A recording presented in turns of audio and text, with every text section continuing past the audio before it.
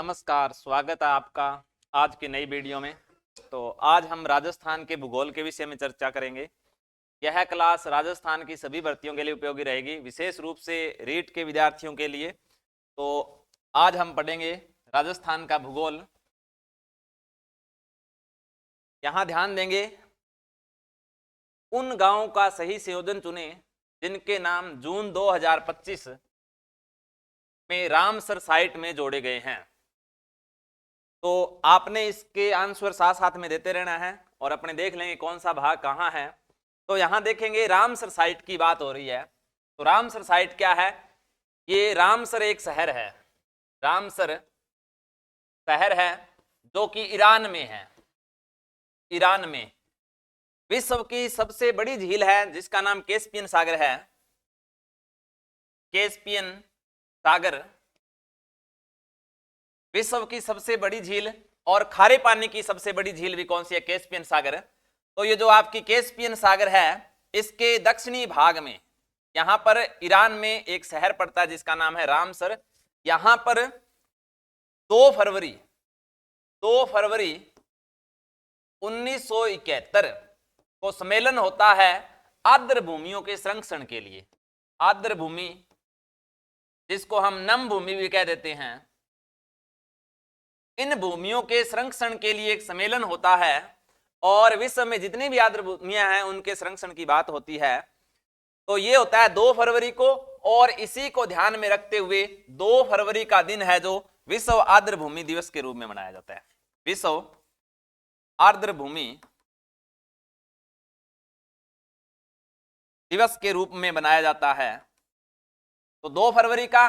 और भारत में सबसे पहले आर्द्र भूमि जो थी वो थी चिल्का झील। कौन सी थी? चिल्का झील। और चिल्का झील के साथ में केवलादेव, धना पक्षी बिहार भरतपुर। चिल्का झील आपकी ओडिशा में पड़ती है, केवलादेव आपका राजस्थान में है। तो ये भारत के पहले आर्द्र भूमि स्थल थे। तो राजस्थान का पहला आर्द्र भूमि स्थल हो जाएगा केवलादेव 1981। इसके बाद में जो दूसरा आर्द्र भूमि स्थान था वो था सांबर झील, जो कि जयपुर में पड़ती है सांबर झील। और इसको आपका 1990 में आर्द्र भूमि के रूप में घोषित किया जाता है। इसके बाद में खिंचन जो कि फलोदी में है, इसको आपका जून 2025 को आर्द्र भूमि स्थल के रूप में घोषित किया जाता है। इसके बाद में मेनार उदयपुर में झील है, उदयपुर में मेनार, इसको भी जून 2025 में ही आर्द्र भूमि स्थल के रूप में बनाया जाता है। और इसी क्रम में आपका एक स्थान है सिलीसेड। ये है अलवर में। सिलीसेड कहां है? अलवर में। और इसको 12 दिसंबर 2025 को आर्द्र भूमि स्थल के रूप में घोषित किया जाता है। तो राजस्थान में वर्तमान में 5 आर्द्र भूमियां हैं। 5 आर्द्र भूमियां हैं। तो ध्यान देंगे कौन कौन सी 5 आर्द्र भूमियां हैं। एक तो हो जाएगी आपकी केवलादेव, दूसरी हो जाएगी सांभर, तीसरी आपकी मेनाल, चौथी खिंचन और 5वीं आ जाएगी सिलीसेड। तो आपने ध्यान रखना है, प्रश्न कैसे भी घुमा के पूछा जा सकता है। तो आप राजस्थान में कितनी आर्द्र भूमियां? 5। केवलादेव, सांभर, सिलीसेड, खिंचन, मेनार और सबसे नवीनतम कौन सी है? सिलीसेड। अब प्रश्न क्या पूछा जा रहा है कि ऐसे गांवों का संयोजन चुनना है जो जून 2025 में रामसर, तो जून 2025 में आपके मेनार और खिंचन। इस प्रश्न के आधार पर आपका ए और सी सही होगा। तो ए और सी किस में आता है? 4 नंबर आंसर में। तो ए और सी आपका सही आंसर रहेगा। इसके बाद में आगे देखते हैं, लाल लोम मृदा राजस्थान के कौन से जिले में मिलती है? तो एक बार आप खुद से पहले आंसर दे दें और इसके बाद में कौन से सही रहेंगे उस पर चर्चा कर लेते हैं। लाल लोम कह दें या लेटेराइट कह दें, एक ही बात है। लेटेराइट, लाल लोम। और ये मिट्टी राजस्थान में किन जिलों में पाई जाती है? सबसे ज्यादा पूछी जाने वाली मिट्टियों का ये प्रश्न है, लाल लोम। और ये आप सभी को पता है, डूंगरपुर और बांसवाड़ा में लाल लोम मिट्टी पाई जाती है, लेटेराइट मिट्टी पाई जाती है। ये आपके कायंत्रित सेलों के अपक्षय की क्रिया से बनती है, जिसमें अगर हम राजस्थान में बात करें, राजस्थान में मिट्टियों की प्रमुख मिट्टियों के बारे में बात करें तो राजस्थान के पश्चिमी क्षेत्र में आपके मरुस्थलीय मिट्टी है, मध्य में पर्वतीय मिट्टी है, और यहां पर आपकी आ जाएगी काली मिट्टी, और ये जो आपका मैदानी भाग है तो यहां पर जलोढ़ या कछारी मिट्टी आ जाती है, और ये जो नीचे का भाग है यहां पर पाई जाती है कौन सी, लाल लोम मिट्टी। आगे इसका सही आंसर हो जाएगा आपका तय, डूंगरपुर और बांसवाड़ा। आगे का प्रश्न देखेंगे, खादर और बांगर भारत में कौन सी मृदा के उदाहरण है। तो भारत की बात करें या राजस्थान की बात करें तो यहां ध्यान देंगे, राजस्थान या भारत में खादर या बांगर के कौन से मृदा के उदाहरण है। तो पहले तो हमें यह पता होना चाहिए खादर और बांगर क्या होता है। जब नदी अपने साथ मिट्टी लेके आती है तो यहां पर एक चीज का और ध्यान देंगे, खादर बांगर बाद में देखेंगे, पहले देखेंगे मिट्टी निर्माण के आधार पर दो प्रकार की होती है। मृदा निर्माण के आधार पर दो प्रकार की होती है, एक तो होती है आपकी स्थानीय मिट्टी, स्थानीय मृदा, जिसको हम कटिबंधीय मृदा कह देते हैं, कटिबंधीय मृदा। और दूसरी जो मिट्टी होती है निर्माण के आधार पर वो होती है विस्थापित, जिसको हम अकटिबंधीय मिट्टी कह देते हैं, अकटिबंधीय मृदा। तो अब ये अकटिबंधीय मिट्टी कौन सी है इसके बारे में ध्यान देंगे।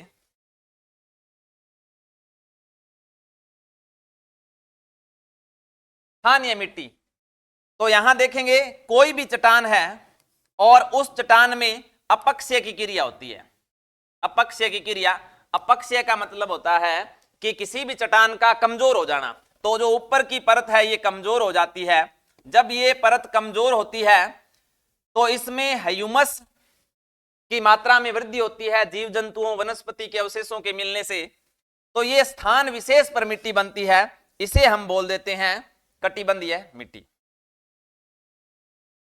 इसे हम बोल देंगे कटिबंधीय मिट्टी। और कटिबंध आप सभी को पता ही है, दो अक्षांशों के बीच का क्षेत्र होता है। कटिबंधीय को हम क्या बोल देते हैं, स्थानीय मिट्टी। कटिबंधीय मिट्टी को हम क्या बोल देंगे, स्थानीय मिट्टी। एक बार सेलेक्ट कर लेते हैं पेन।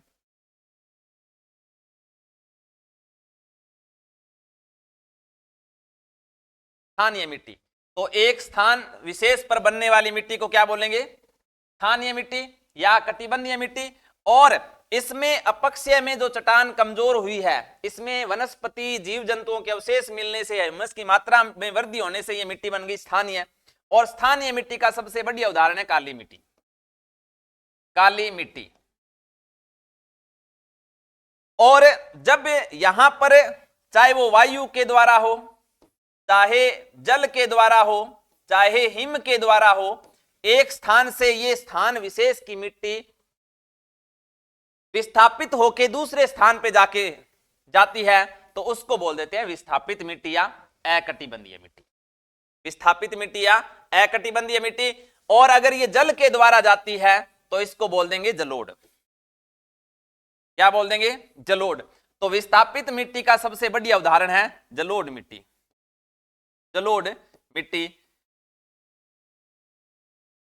अगर जल के द्वारा जा रही है तो जलोढ़, वायु के द्वारा अगर विस्थापित हो रही है तो उसे बोल देंगे वातोड़।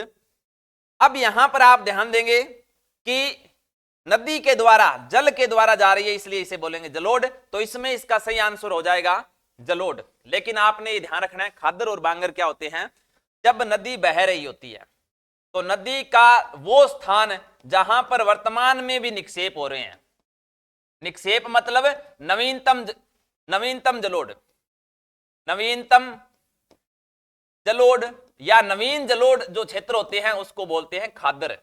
और जो पुराने जलोढ़ होते हैं, पुराने जलोढ़, उनको बोलते हैं बांगर। उनको क्या बोल देंगे, बांगर। तो जो जहां पर वर्तमान में पानी बह रहा है उसे तो बोल देंगे खादर, और आसपास का क्षेत्र जहां पर पहले निक्षेप हो रहे थे लेकिन वर्तमान में वो भाग ऊंचा हो गया, पुराना जलोढ़ जिसे क्या बोल देंगे, बांगर। तो ये भी प्रश्न आपने ध्यान रखना है, पुराने जलोढ़ को बोलते हैं बांगर और नवीन जलोढ़ को बोलते हैं खादर। इसमें प्रश्न क्या पूछा गया है, खादर और बांगर भारत या राजस्थान की कौन सी मृदा के उदाहरण है, तो ये आपका हो जाएगा जलोढ़ मृदा का। ठीक है, तो इसके बाद में आगे वाला प्रश्न देखेंगे, नॉन कैल्साइट ब्राउन या भूरी मृदा किस जिले में पाई जाती है। तो ये राजस्थान के कृषि विभाग के जो वर्गीकरण है 14 भागों में बांटा गया है, वहां से प्रश्न उठा है। तो यहां पर नॉन कैल्साइट ब्राउन भूरी मिट्टी राजस्थान में कृषि विभाग के जो वर्गीकरण है उसके आधार पर अलग अलग प्रकार में अलग अलग क्षेत्रों में अलग अलग मिट्टियां पाई जाती है। तो आपका जो श्री गंगानगर है यहां पाई जाती है साई रोजेक्स, और पाई जाती है रेवेरिना। जो बीकानेर का क्षेत्र है यहां पाई जाती है जिप्सी फेरस, और जैसलमेर, बीकानेर और ये क्षेत्र है यहां पर पाई जाती है केल्सी ब्राउन मरुस्थलीय मिट्टी। हमने पहले ही लाल लोमी मिट्टी पढ़ लिया, इस क्षेत्र में पाई जाती है। ये आपका काली मिट्टी का क्षेत्र हो गया। ये जो क्षेत्र है जयपुर, सीकर, झुंझुनू, यहां पर पाई जाती है नॉन कैल्सी ब्राउन। तो कहने का मतलब ये जो क्षेत्र है यहां पर जो मिट्टी पाई जाएगी वो कौन सी होगी, नॉन कैल्सी ब्राउन या भूरी मिट्टी पाई जाएगी। तो ये जयपुर और इसका आसपास जालोर ये क्षेत्र आ गया, प्रतापगढ़ नीचे का क्षेत्र आ गया, गंगानगर ऊपर का क्षेत्र आ गया। तो इसका सही आंसर हो जाएगा जयपुर, सीकर और झुंझुनू। तो ये प्रश्नों के आंसर आप खुद से भी देते रहें जिससे कि आपकी तैयारी परखी जाए। आगे ध्यान देंगे, निम्नलिखित में से कौन सा कारक राजस्थान की जलवायु को निर्धारित नहीं करता। तो कुछ प्रश्न, सारे प्रश्न फैक्ट आधारित नहीं होते, कुछ समझ आधारित भी होते हैं। तो उन्हीं में ये एक प्रश्न है, इसमें पूछा गया है कि निम्नलिखित में से कौन सा कारक राजस्थान की जलवायु को निर्धारित नहीं करता। जब आप प्रश्न पढ़ रहे हैं तो सबसे पहले अगर कहीं नहीं दिया है तो इस पर विशेष रूप से ध्यान दें। कई बार हमें प्रश्न आ रहा होता है लेकिन नहीं को हम देखते नहीं है और उसके कारण प्रश्न गलत हो जाता है। तो जलवायु को प्रभावित करने वाले कारक हमें पहले पता होने चाहिए। तो जलवायु को प्रभावित करने वाला एक कारक हो जाएगा आपका अक्षांशीय स्थिति। कोई भी क्षेत्र विश्व में किस जगह पर है वह स्थान जलवायु को विशेष रूप से प्रभावित करेगा। उदाहरण के रूप में देखें तो ये पृथ्वी है, यहां पर विषुवत रेखा है, यहां कर्क रेखा है 23.5 डिग्री, यहां 66.5 डिग्री आर्कटिक वर्त है, और ये हो जाएगा ध्रुव। तो ये उष्ण कटिबंध, शीतोष्ण या उपोष्ण कटिबंध, और ये शीत कटिबंध। तो सूर्य की किरणों का तिरछापन है, ये भी जलवायु को क्या करता है, प्रभावित। तो कहने का मतलब अक्षांशीय स्थिति क्या करती है, प्रभावित करती है। यहां नहीं पूछा गया तो ये प्रश्न तो हो नहीं सकता आंसर। और दूसरा देखेंगे, इसके साथ में दूसरा कारक है समुद्र से दूरी।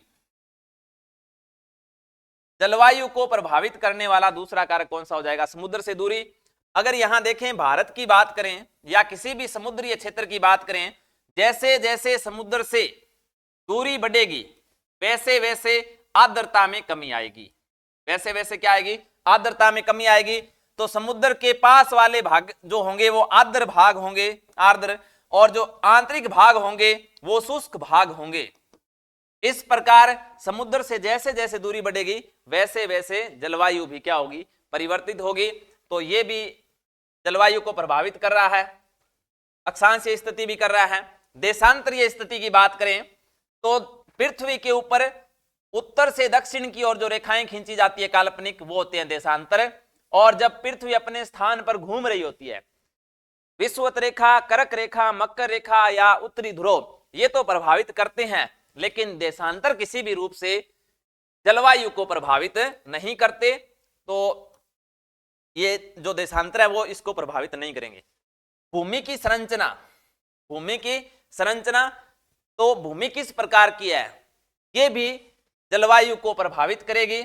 इसके बाद में आपने ये भी ध्यान रखना है कि पर्वतों की स्थिति होती है वो भी जलवायु को प्रभावित करेगी।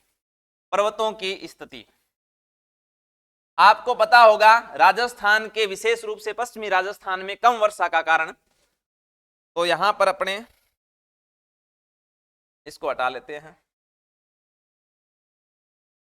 तो पश्चिमी राजस्थान है, यहां पर वर्षा का कम होने का कारण है आपका अरावली पर्वतमाला की स्थिति। जो आपके अरब सागर से मानसूनी शाखा आती है वो अरावली समानांतर होने के कारण आगे बढ़ जाती है, और बंगाल की खाड़ी से आने वाली शाखा के पर्वतीय भाग अवरोध के कारण पूर्वी भाग में तो बारिश हो जाती है लेकिन पश्चिमी भाग में नहीं होती। एक चीज आप समझेंगे, ये मान लेते हैं पर्वत की स्थिति है, यहां से पवनें आ रही है, तो जो ये सामने वाला हिस्सा है इसे बोलेंगे पवन मुखी ढाल। पवन मुखी ढाल, इसे वृष्टि प्रदेश भी बोल देते हैं, वृष्टि प्रदेश। यहां पर पवनें हैं जो अवरोध के कारण रुकेगी, और जब पवनें ऊपर जाएगी तो तापमान में कमी होगी, संघनन की क्रिया होगी और बारिश होगी।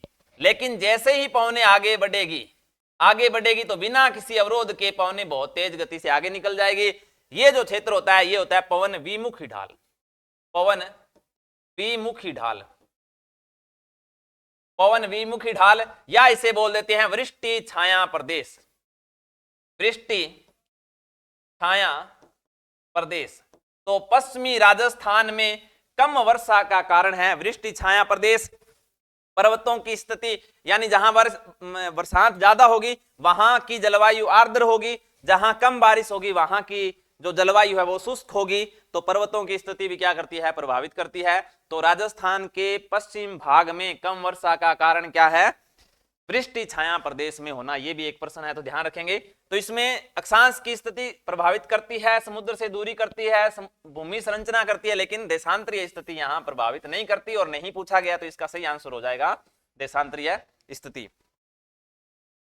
आगे ध्यान देंगे, कितने सेंटीमीटर की समवर्षा रेखा राजस्थान राज्य की भूमि को लगभग 2 बराबर भागों में बांटती है। तो यहां बात आ रही है समवर्षा रेखा की। तो पहले तो हमें यह पता होना चाहिए कि समवर्षा रेखा क्या है। तो राजस्थान की अगर वर्षा का औसत की बात करें तो 57.5 सेंटीमीटर राजस्थान की औसत वर्षा है।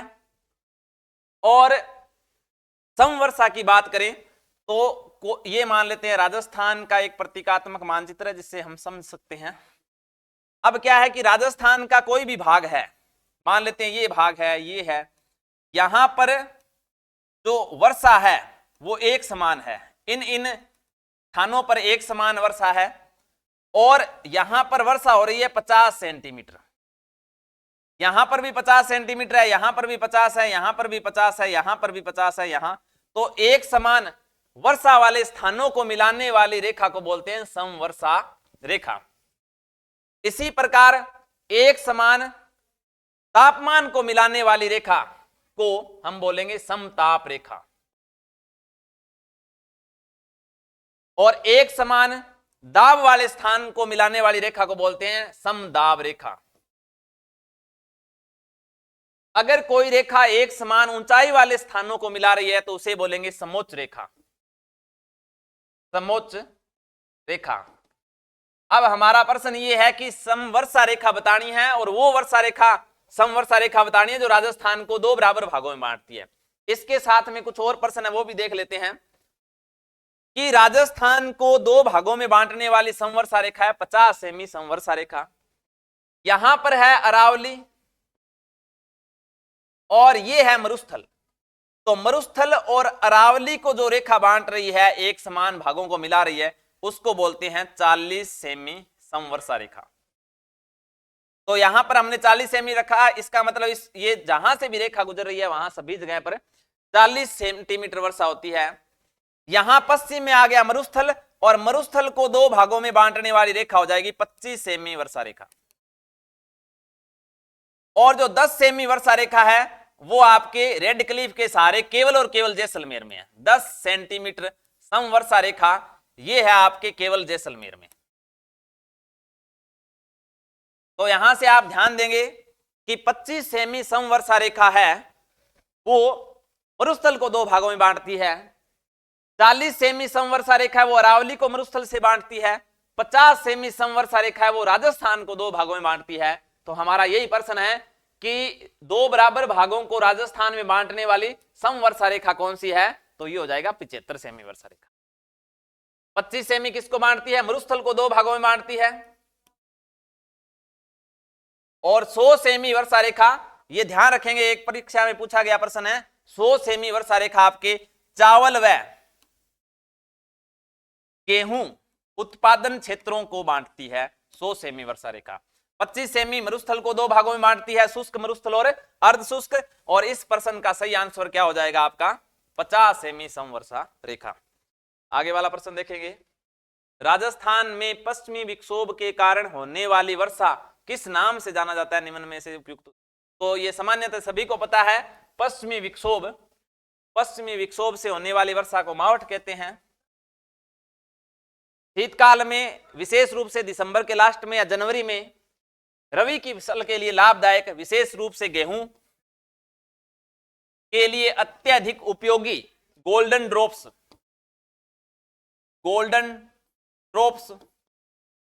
सुनहरी बूंदे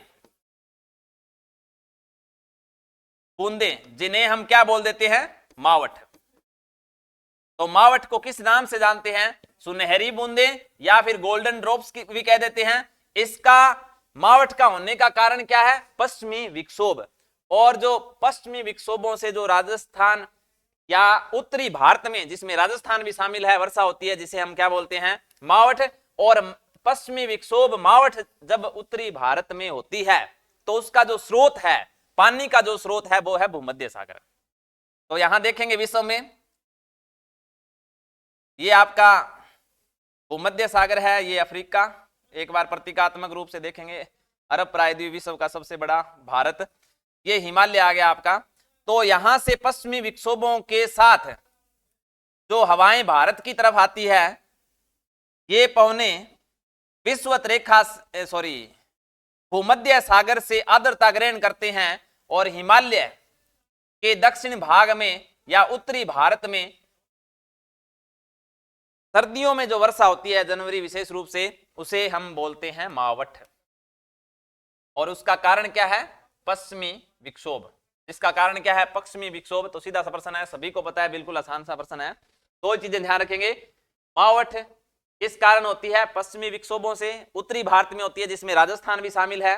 विशेष रूप से किस फसल के लिए, तो रवि में भी विशेष रूप से किसके लिए, गेहूं के लिए लाभदायक है। इतनी उपयोगी है, इसलिए इस बूंदों को सुनहरी बूंदे भी बोल देते हैं, गोल्डन ड्रॉप्स भी बोल देते हैं। और इसका उत्पत्ति स्रोत क्या है, यानी ये जो जल है वो कहां से लेके आती है, तो ये भूमध्य सागर से। और शीतकाल में होने वाली पश्चिमी विक्षोभ में से जो वर्षा होती है उसे क्या बोलते हैं, मावठ। तो ये आसान सा प्रश्न है, सभी को पता है।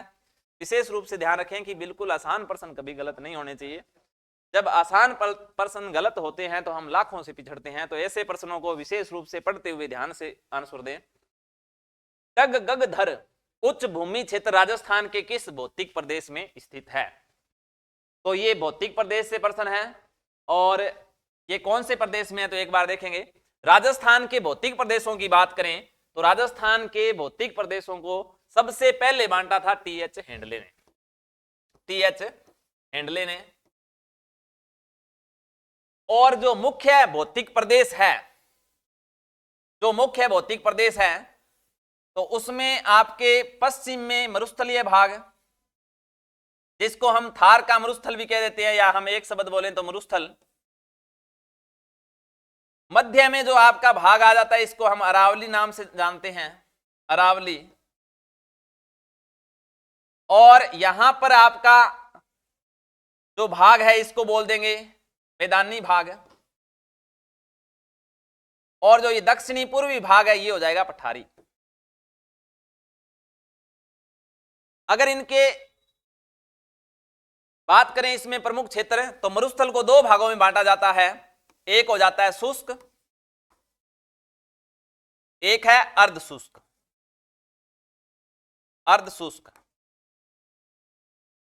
शुष्क मरुस्थल को दो भागों में बांटते हैं। एक तो हो जाएगा बालुका स्तूप युक्त क्षेत्र, बालू का स्तूप युक्त क्षेत्र जिसमें रेत के धोरे पाए जाते हैं, टीले पाए जाते हैं, तो ये हो जाएगा बालू का स्तूप युक्त क्षेत्र। और जो मध्य का जोधपुर फलोदी का क्षेत्र है, इसको बोलते हैं बालू का स्तूप मुक्त क्षेत्र। बालू का स्तूप मुक्त क्षेत्र। अब जो आपका बालू का स्तूप मुक्त क्षेत्र है, इसको आगे दो भागों में बांट देते हैं। एक है भांप बोल्डर क्षेत्र, भांप बोल्डर क्षेत्र, और जो दूसरा भाग है इसको हम बोल देते हैं भादुरा बालूकासम, भादुरा बालूकासम। ये जैसलमेर से के पास में गांव है जिसका नाम ब्रह्मसर है। 18 करोड़ वर्ष पुराने यहाँ अवशेष मिले हैं लकड़ी के, वुड के, तो उसका नाम है भादुरा बालूकासम। इसके बाद में जो आपका अर्ध शुष्क क्षेत्र है, इसको 4 भागों में बांट देते हैं। ऊपर का घग्गर का मैदान, शेखावाटी क्षेत्र, नागौरी उच्च भूमि, गोड़वाड़ या लूणी बेसिन। इसके बाद में अरावली, उत्तरी अरावली, मध्य अरावली और दक्षिणी अरावली। मैदानी भाग को बांटते हैं बनास बाणगंगा बेसिन, चंबल बेसिन और आपका माही बेसिन। जो आपका हाड़ौती क्षेत्र है, इसमें विंध्यन श्रेणी और आपके दक्कन के पठार का कुछ भाग आ जाता है। इसी को आगे हम अर्धचंद्राकार पहाड़ियों के रूप में बांट देते हैं। बूंदी की पहाड़ियां जिसमें शामिल है, शाहबाद उच्च भूमि आ जाती है, झालावाड़ का पठार आ जाता है, और यहां पर एक क्षेत्र है जिसका नाम है डग गगधर क्षेत्र, डग गगधार क्षेत्र। तो ये क्षेत्र यहां पर है, और ये क्षेत्र है आपका दक्षिणी पूर्वी पठारी प्रदेश में, दक्षिणी पूर्वी पठारी प्रदेश, जिसको हम हाड़ौती का पठार भी बोल देते हैं, हाड़ौती का पठार।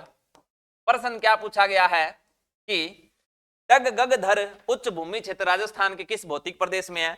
तो स्वाभाविक है कि ये पठारी प्रदेश में है। बांगर, बांगर आपका ये शेखावाटी वाले क्षेत्र है, बांगर शेखावाटी क्षेत्र हो गया। और अर्धशुष्क भी कह सकते हैं इसे, अर्धशुष्क। छप्पन का मैदान ये पठारी क्षेत्र हो गया, और विशेष रूप से ये अर्धचंद्राकार पहाड़ियां और उनके पश्चिम का भाग आ गया। बनास बेसिन इनसे भी ऊपर आ गया, लेकिन जो डग गगधर क्षेत्र है ये बिल्कुल झालावाड़ के पठार के दक्षिण में पड़ता है, तो ये दक्षिण के हाड़ौती क्षेत्र में पड़ता है। तो इसका सही आंसर क्या हो जाएगा? 3 नंबर। तो इस प्रकार आप भौतिक प्रदेशों की सामान्य सा प्रश्न है, और आपको बस स्थिति का पता होना चाहिए। आंसर आपके सामने है, दक्षिण हाड़ौती क्षेत्र। आगे है आपके सामने प्रश्न, महान सीमा भ्रंश राजस्थान के किस भाग में अवस्थित है? महान सीमा भ्रंश, इसे हम बोल देते हैं GBT, ग्रेट बाउंड्री थ्रस्ट। जो ये भ्रंश होता है, ये अलग अलग प्रकार के भौतिक प्रदेशों को जोड़ने वाला हिस्सा होता है। विशेष रूप से आपके पठारी और राजस्थान में जो भ्रंश है वो है, एक बार हम मानचित्र में देखेंगे, समझ में भाई होता है याद करना। अच्छे से मानचित्र को याद कर लें तो लगभग भूगोल तो वैसे ही आ जाता है। यहां पर मध्य में आती है अरावली, और अरावली का जो ये पूर्वी भाग है, अरावली का पूर्वी भाग, और ये पठारी क्षेत्र। तो अरावली यानी पर्वत,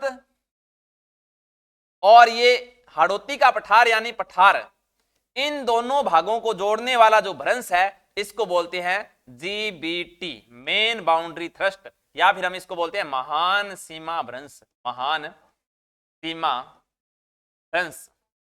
तो प्रश्न क्या पूछा गया है कि महान सीमा भ्रंश राजस्थान के किस भाग में अवस्थित है? तो ये आ जाता है आपका दक्षिणी पूर्वी। तो ये भाग कौन सा हो जाएगा? दक्षिणी पूर्वी, यही आंसर आ जाएगा। दक्षिणी पश्चिमी ये भाग आ गया, इसमें नहीं है। इसके बाद में उत्तरी, इसमें भी नहीं है। पश्चिमी, इसमें भी नहीं है। तो ये किस में आ जाएगा? दक्षिणी पूर्वी में। तो ये आपने थोड़ा सा आसान सा प्रश्न है। आगे लिखेंगे, आंसर बताएंगे। परवेलिया, शिवपुर, देवारी क्या है? तो सभी को पता है ये दर्रे हैं जिनको हम ला भी बोल देते हैं, ठीक है, दर्रे ला। तो ये नदियां नहीं है, पहाड़ियां नहीं है, पठार नहीं है, ये क्या है? दर्रे। तो परवेलिया, शिवपुर और देवारी अरावली में स्थित दर्रे हैं। आगे है, निम्न में से कौन सा बालू का स्तूप प्रचलित पवन की दिशा के समानांतर विकसित होते हैं। तो हमने पश्चिमी के राजस्थान में बहुत सारे टीले पाए जाते हैं और उनका निर्माण किस प्रकार से होता है उसके आधार पर इनके अलग अलग नाम हैं। तो ध्यान देंगे, जिस प्रकार पवनें चल रही है, जिस दिशा में पवनें चल रही है, उसी दिशा में अगर किसी बालू का स्तूप का निर्माण हो रहा है तो इस प्रकार के बालू का स्तूपों को जिस ओर पवनें चल रही है, पवन के समानांतर जो बालू का स्तूप बनते हैं उनको हम बोलते हैं अनुदैर्ध्य। क्या बोलते हैं? अनुदैर्ध्य। और पवन आपकी इस प्रकार से चल रही है और पवन के अवरोध के कारण पवन के समकोण या वायु के समकोण पर जो टीले बनते हैं, वायु के समकोण पे बनते हैं, उन्हें बोलते हैं अनुप्रस्थ। अनुप्रस्थ बालू का स्तूप, बालू का स्तूप। तो ध्यान देंगे, पवन के समानांतर जो टीले बन रहे हैं उन्हें बोलेंगे अनुदैर्ध्य और जो पवन के समकोण पे बन रहे हैं उनको बोलेंगे हम अनुप्रस्थ बालू का स्तूप। तो यहां पर अनुप्रस्थ बालू का स्तूप है तो ये तो बनता है समकोण पर, तो ये तो है नहीं। इसके बाद में पेराबेलिक, सीप और बरखान में कोई हो सकता है। तो ध्यान देंगे, पेराबेलिक को हेयरपिन, हेयरपिन बालू का स्तूप कहते हैं और ये बरखान के विपरीत दिशा में बनता है। बरखान किस प्रकार, बरखान की आकृति होगी इस प्रकार से, इसके दो भुजाएं होती है बरखान के, और ये जिस प्रकार पवन चल रही है इसके बन रहा है समकोण पे। इसके क्या बन रहा है? समकोण पे। जब समकोण पे बन रहा है तो ये कौन सा हो जाएगा? अनुप्रस्थ हो जाएगा, अनुप्रस्थ। ध्यान देंगे, समकोण पे बन रहा है। बरखान का प्रश्न बहुत ज्यादा पूछा जाता है। इसे अर्धचंद्राकार टीला कह देते हैं, अर्धचंद्राकार टीला कह देते हैं। सर्वाधिक विनाशकारी है। विनाशकारी क्यों है? क्योंकि ये गतिशील है, आगे से आगे बढ़ता रहता है बरखान, और समकोण पे बनता है इसलिए इसे अनुप्रस्थ कह देते हैं। इसकी ऊंचाई 10 से 20 मीटर होती है, चौड़ाई 100 से 200 मीटर तक हो सकती है और ज्यादा भी हो सकती है। सबसे विनाशकारी अर्धचंद्राकार, क्योंकि ये आधे चंद्रमा के जैसा होता है, समकोण पे बनता है इसलिए इसे अनुप्रस्थ बोलते हैं। अगर जब हवा परिवर्तन होके इस दिशा से आए तो इसकी एक भुजा हट जाएगी, तो ये टीला इस प्रकार से एक ही भुजा के रूप में आ जाएगा। ये पवनें चल रही है एक ही, जब यहां पर दो भुजाओं वाला था और जब ये भुजा इसकी हटकर ये उठकर आगे आ गई तो इसकी आकृति इस प्रकार से बन जाएगी, एक भुजा वाला।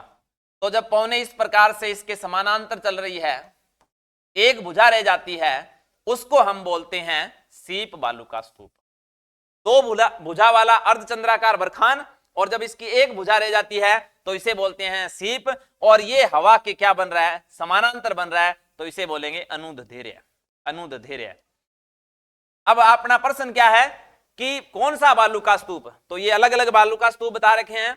प्रचलित पवनें यानी जो पवनें चल रही हैं उनके समानांतर जिस ओर पवन चल रही है उस ओर ही बन रहा है, तो ये हो जाएगा आपका सीप। बरखान का विपरीत आ जाएगा पेराबोलिक, अनुप्रस्थ हो गया।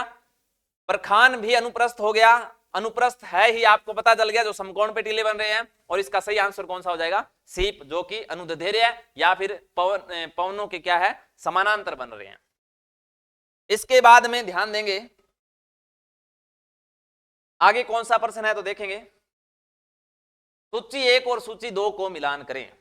तो ये आपका बंद बारेठा, रामसर वन विहार, शेरगढ़, रामगढ़ विषधारी, तो ये कुछ उद्यान हैं। तो राजस्थान में जो अभ्यारण्य अलग अलग क्षेत्र में हैं उन्हीं का मिलान करना है। ऐसे प्रश्न आसान माने जाते हैं, 1-2 के सही होने से आपके बिल्कुल सही आंसर आ जाते हैं, लेकिन आप अच्छे से याद करें, अच्छे से तैयारी करें कि आपको सभी पता हो। तो यहां देखेंगे सबसे ऊपर यहां पर चूरू में पड़ता है ताल छापर, ताल छापर। ताल छापर चूरू में है, राजस्थान का तीसरा सबसे छोटा अभयारण्य है। यहां पर ताल छापर झील भी है चूरू में, और यहां माचिया साइपर्स रोटेंडस घास पाई जाती है। इसके बाद में यहां पर है मरुधान, राष्ट्रीय मरुधान, राष्ट्रीय, लेकिन ये राष्ट्रीय नहीं है, राजस्थान का सबसे बड़ा अभयारण्य है राष्ट्रीय मरुधान, लेकिन ये राष्ट्रीय नहीं है। आपका जैसलमेर और बाड़मेर दो जिलों में पाया जाता है ये। इसके बाद में यहां पर है जालोर में सुंधा माता, सुंधा माता अभयारण्य भालुओं के लिए प्रसिद्ध है। यहां पर सिरोही में है माउंट आबू या आबू अभयारण्य, जो कि जंगली मुर्गों के लिए प्रसिद्ध है। यहां पर है सीता माता अभयारण्य, जो कि उड़न गिलेरी के लिए प्रसिद्ध है। सीता माता अभयारण्य प्रतापगढ़ और चित्तौड़गढ़ में। चित्तौड़गढ़ में यहां पर एक अभयारण्य जिसका नाम है बस्सी, जो कि चित्तौड़गढ़ में है। यहां पर है कुंभलगढ़ अभयारण्य, कुंभलगढ़ जो आपके पाली, उदयपुर और राजसमंद में है। यहां एक अभयारण्य है जो कि प्रसिद्ध है, जिसका नाम है सज्जनगढ़। सज्जनगढ़ राजस्थान का दूसरा सबसे छोटा अभयारण्य सज्जनगढ़, तीसरा सबसे छोटा अभयारण्य हो जाएगा आपका ताल छापर। इसके बाद में यहां पर कोटा में पाया जाता है जवाहर सागर, जवाहर सागर अभयारण्य।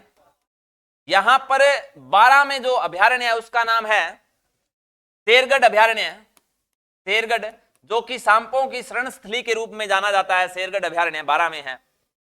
यहां पर सवाई माधोपुर, सवाई माधोपुर में है रणथंभौर अभयारण्य, और रणथंभौर अभयारण्य सवाई माधोपुर में, यहीं पर सवाई माधोपुर में माधोपुर अभयारण्य भी है।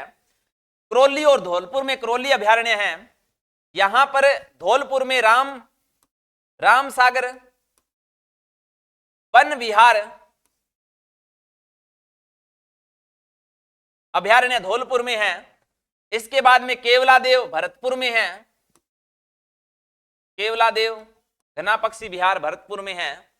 इसके बाद में जयपुर में है जमवा रामगढ़, जमवा रामगढ़।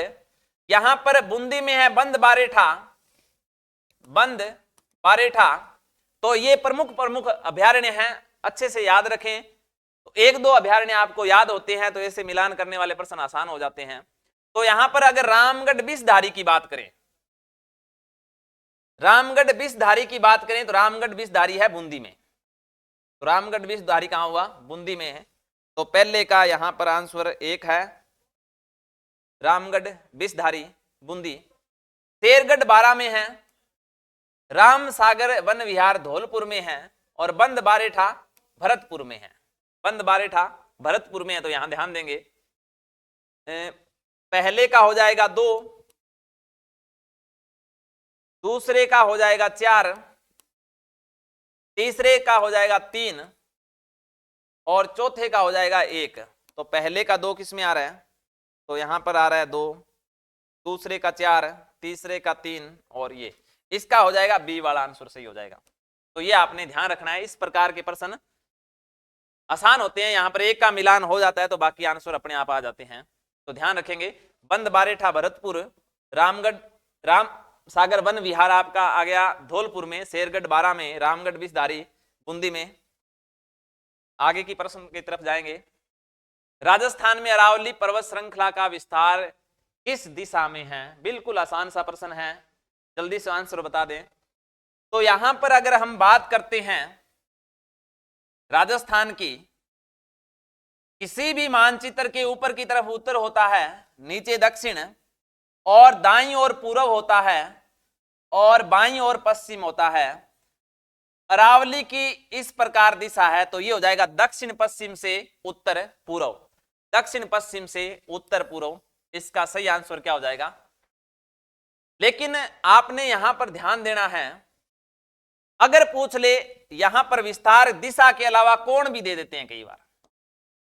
तो ये तो सामान्य सा प्रश्न है, सभी को पता है कि अरावली किस दिशा में? दक्षिण पश्चिम से उत्तर पूर्व। अगर पूछ ले कोण किस ओर है, तो कोण के लिए आपको जैसे नैऋत्य कोण, वायव्य कोण, इसके बाद में आग्नेय कोण या दूसरे कोण कौन से हैं? तो एक तरीका आपको बताते हैं, आप हमेशा याद रखेंगे। जैसे अपना जो धरातल है, यहां पर वास्तविक रूप से ऊपर की तरफ उत्तर होता है, नीचे दक्षिण, इधर पूर्व, यहां पर कौन सा होगा? पश्चिम। लेकिन अगर हम सामान्य धरातल की बात करें, जिस ओर से सूर्य उदय होता है वहां पर पूर्व मान लेते हैं, और अस्त होता है उसे पश्चिम मानते हैं। आपके ध्रुव तारे की तरफ उत्तर मानते हैं और यहां पर दक्षिण मानते हैं। आप सभी को पता है, थोड़ा बहुत आप वास्तुशास्त्र जानते होंगे, तो यहां से अगर आप वास्तुशास्त्र की तरफ से याद रखते हैं तो ये हमेशा याद रहेगा। कौन? किसी भी और प्रश्न में भी काम आएगा। यहां पर जो ये क्षेत्र है ये ईश्वर का माना जाता है, तो इसे ईशान कोण कह देते हैं, ईशान कोण। और यहां पर हमेशा रसोई होती है, तो ये आग्नेय कोण कहा जाता है। और यहां पर आपका वायु का प्रवाह होता है, तो वायव्य। और ये आपका ज्यादा भारी सामान बंद भाग होता है, जिसे नैऋत्य भाग कहा जाता है। ये आपकी घर की स्थिति होती है वास्तुशास्त्र के अनुसार, तो सभी ध्यान रखते हैं, ये चीजें हमें याद रह जाती है। अब इसको आप इसमें रख लो। तो यहां पर उत्तर पूर्व में है ईशान, तो उत्तर पूर्व में कौन सा आ गया? ईशान, ईशान कोण। और दक्षिण पूर्व में है आग्नेय कोण, आग्नेय कोण। इसके बाद में है उत्तर पश्चिम, तो उत्तर पश्चिम में आता है वायव्य कोण, वायव्य कोण। और दक्षिण पश्चिम में आता है नैऋत्य कोण। अब दिशा सामान्य सा प्रश्न है कि दक्षिण पश्चिम से उत्तर पूर्व की ओर है। अगर यहां पर विस्तार कोण के रूप में पूछा जाए तो अब कौन सा कोण हो जाएगा? नैऋत्य से ईशान। तो कोण कौन सा हो जाएगा? नैऋत्य से ईशान कोण हो जाएगा। ये जो दिशा वाला प्रश्न है, ये एक जगह आपका वर्षा में भी पूछा जाता है कि राजस्थान में कम वर्षा किस ओर होती है? तो दक्षिण पूर्व से उत्तर पश्चिम की ओर कम वर्षा होती है, उत्तर पश्चिम से दक्षिण पूर्व की ओर अधिक वर्षा होती है। तो ये भी आप थोड़ा सा ध्यान रखेंगे। इसके बाद में आगे वाले प्रश्न की तरफ जाएंगे। इसका सामान्य उत्तर था दक्षिण पश्चिम से उत्तर पूर्व। आगे प्रश्न, राजस्थान का मरुस्थलीय क्षेत्र भूगर्भिक दृष्टि से प्राचीन क्षेत्र का भाग माना जाता है, तो किसका भाग माना जाता है? हिंद महासागर, टेथी सागर, अरब सागर, बंगाल की खाड़ी। तो अगर हम राजस्थान के भूगर्भिक दृष्टिकोण की बात करें और प्राचीन क्षेत्र की बात करें, तो यहां पर प्राचीन क्षेत्र, इसके साथ में कुछ और चीजें वो भी देख लेते हैं। यहां पर आपका है राजस्थान, और राजस्थान में भौतिक रूप से विशेष रूप से 4 भाग आते हैं। मरुस्थल में आपका अरावली और मैदानी, और भाग आ जाता है पठारी। निर्माण काल की बात करें तो मरुस्थल का निर्माण होता है परमो कार्बोनिफेरस काल में, फेरस काल में, युग में। अरावली का निर्माण होता है प्री क्रेम्बियन काल में, प्री क्रेम्बियन काल में। मैदानी भाग का निर्माण होता है प्लीस्टोसीन काल में, प्लीस्टोसीन काल में। और जो पठारी भाग है इसका निर्माण होता है क्रिटेशियस काल में, क्रिटेशियस काल में। मैदान जो है आपके भारत में उत्तर के विशाल मैदान, जिसका निर्माण प्लीस्टोसीन काल में होता है, उसी के भाग हैं, तो इसका निर्माण भी कब होता है? प्लीस्टोसीन काल में। यहां पर इसके साथ में एक प्रश्न पूछ लिया जाता है कि कौन सा भाग सबसे पहले बना? तो जो सबसे ऊंचा है वो सबसे पहले बना, तो सबसे पहले बनता है इसमें 1 नंबर पर पर्वतीय, और पर्वत है अरावली। दूसरा जो भाग है वो बनता है आपका कौन सा? इसमें आ जाएगा आपका पठार। इसके बाद में तीसरा जो भाग बनता है वो बनता है मरुस्थल। इसके बाद में चौथा भाग है वो बनता है आपका मैदान। जो मरुस्थल और मैदान है, ये जो दो भाग हैं ये है टेथीस सागर के अवशेष। किसके अवशेष हैं?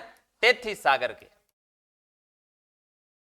अब ये टेथीस सागर क्या, यहां ध्यान देंगे तो एक विद्वान हुए हैं जिनका नाम है वेगनर महोदय। वेगनर महोदय ने 1912 में एक सिद्धांत दिया था जिसका नाम था महाद्वीपीय विस्थापन सिद्धांत। महाद्वीपीय विस्थापन सिद्धांत।